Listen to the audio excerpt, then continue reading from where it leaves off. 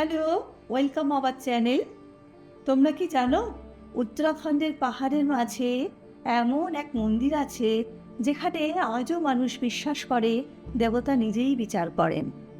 আজ আমরা তোমাদেরকে নিয়ে চলেছি সেই রহস্যময় জায়গায়। জায়গাটি হলো হনলের মহাসুদেবতার দরবারে। তাই ভিডিওটাকে একটুও স্কিপ না করে পুরোটা দেখো। এই যাত্রা কিন্তু শুধু একটি মন্দির দর্শন নয়, এটি প্রকৃতি, বিশ্বাস আর অদ্ভুত এক শান্তির অভিজ্ঞতা। আমরা এসেছি উত্তরকাশী থেকে ধরাশুবে বারকোট পুরোটা হয়ে। এই যাত্রাপথ খুবই মনোরম, উঁচু উঁচু পাইন গাছ যেন আকাশ ছুঁয়ে আছে। আমরা যাত্রাপথের এমনই একটি ভিউ পয়েন্ট দেখে দাঁড়িয়ে গেলাম। দূরে দেখা যাচ্ছে যমুনা নদী এঁকে বেঁকে চলছে, আর বরফে মোড়া পর্বতশৃঙ্গ, এক অপূর্ব মনোরম দৃশ্য।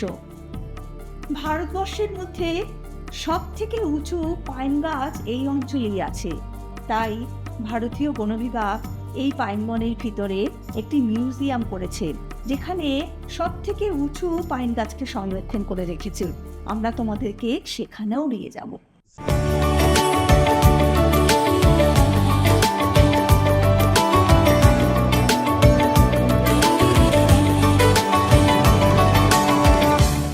মরির দিকে পাহাড়ে ওঠার পথ থেকে শুরু হয়েছে এরকম ঘন পাইন ফরেস্ট।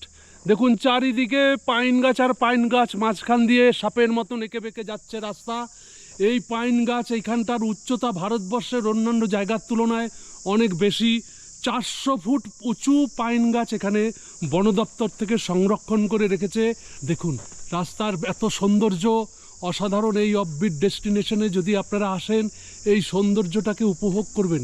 এই সেই সমাধিস্থল, এটার মধ্যে সমস্ত দেওয়া রয়েছে, কত এর আয়তন ছিল, কতটা উচ্চতা ছিল, দেবদার গাছ, মহাবৃক্ষ, ব্যাস 2.6 সেন্টিমিটার। বাবা, এইখানটায় বিভিন্ন গাছের গুড়ি, পুরো গাছটা তো একভাবে সংরক্ষণ করতে পারে না, গাছের বিভিন্ন অংশ কেটে কেটে কেটে সংরক্ষিত করে রেখেছে।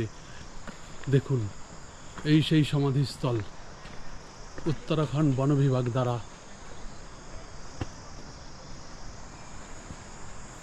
এই সেই বন বিভাগের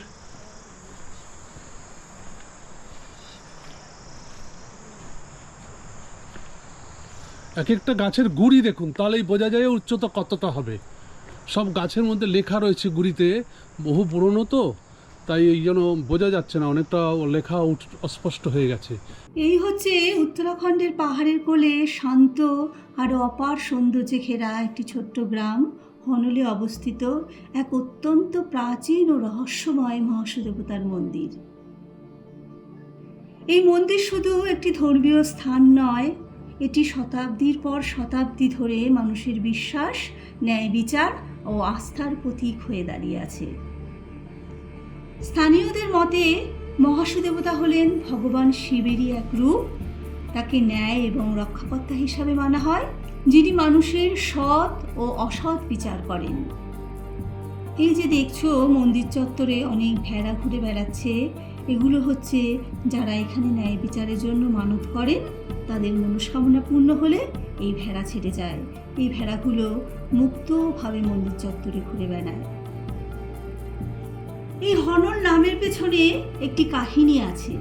কথিত আছে এক সময় জোনসার ও বাওয়ার অঞ্চলে কিরমির নামে এক রাক্ষসের অত্যাচারে মানুষ খুব ভীত ছিলেন। তখন হুনাহট্ট নামে এক ব্রাহ্মণ মহাদেবের আরাধনায় বসেন। মহাদেব তার আরাধনায় সন্তুষ্ট হয়ে 4 শক্তি 4 ভাই রূপে, অর্থাৎ বশিক মহাসু, পাবাসিক মহাসু, বোথা মহাসু আর চালদা মহাসুকে এখানে পাঠান, এবং তারা এখানে এসে সেই কিরমির নামক রাক্ষসকে হত্যা করে, এবং হত্যা করে সেই অঞ্চলকে এবং অঞ্চলের মানুষকে রক্ষা করেন। সেই থেকে মহাসুদেবতা এই অঞ্চলের মানুষের রক্ষাকর্তা ও ন্যায় বিচারের দেবতা হিসাবে পূজিত হয়ে আছেন। এই হুনাহট্টের নাম অনুসারেই এই জায়গাটার নাম হনল হয়েছে। এই মন্দিরের স্থাপত্য একেবারেই অনন্য। সম্পূর্ণ কাঠ দিয়ে তৈরি এই মন্দিরটি পাহাড়ি ঐতিহ্যের এক অসাধারণ উদাহরণ। জটিল কাঠের কারুকার্য, পুরানো ডিজাইন সব কিছু মিলিয়ে মনে করা হয় যেন সময় কোথায় যেন থমকে আছে। মন্দিরের চারপাশের পরিবেশ একেবারেই অন্যরকম। চারিদিকে উঁচু উঁচু পাহাড়, নদীর শব্দ আর পান গাছের সুবাস সব মিলিয়ে এক গভীর আধ্যাত্মিক অনুভূতি তৈরি করে। এই মন্দিরটি ভারতীয় প্রত্নতত্ত্ব বিভাগ দ্বারা সংরক্ষিত। বছরের বিভিন্ন সময় এখানে উৎসব পালিত হয়। এখানে হাজার হাজার মানুষ সেই সময় একত্রিত হয়ে দেবতার আশীর্বাদ নিতে আসেন।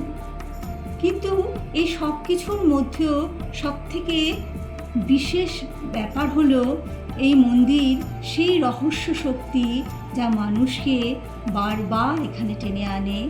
প্রকৃতির মাঝে দাঁড়িয়ে থাকা এই প্রাচীন মন্দির যেন আজও বলে চলে, বিশ্বাস থাকলে ন্যায় একদিন না একদিন মিলবে।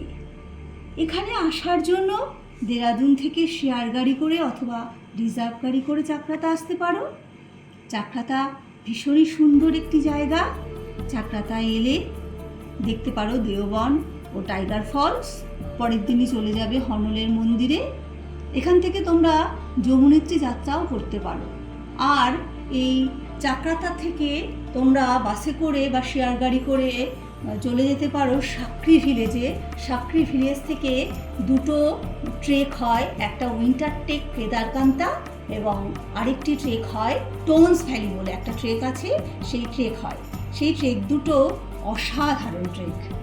আরেকটি আশ্চর্যের জিনিস এখানে আছে, একটি লোহার মতো শক্ত পাথর। সেই পাথরগুলোকে বলা হয় ভীমকাকাঞ্চি। এই মন্দির ঘিরে প্রচলিত কাহিনীতে পাণ্ডবদের এই অঞ্চলে আসার কথা বলা হয়। লোককথায় বলা হয় এই পাথরগুলো ভীমের শক্তির প্রতীক। কাঞ্চি মানে ধাতব বা শক্ত বস্তু। এটি তুললে পরে দেবতার কৃপা বা আশীর্বাদের লক্ষণ হিসাবে ধরা হয়। তো ব্লগটি এখানের মতোই শেষ করছি। দেখা হচ্ছে আবার অন্য কোনো ব্লগে। জয় মহাসুদেবতার জয়।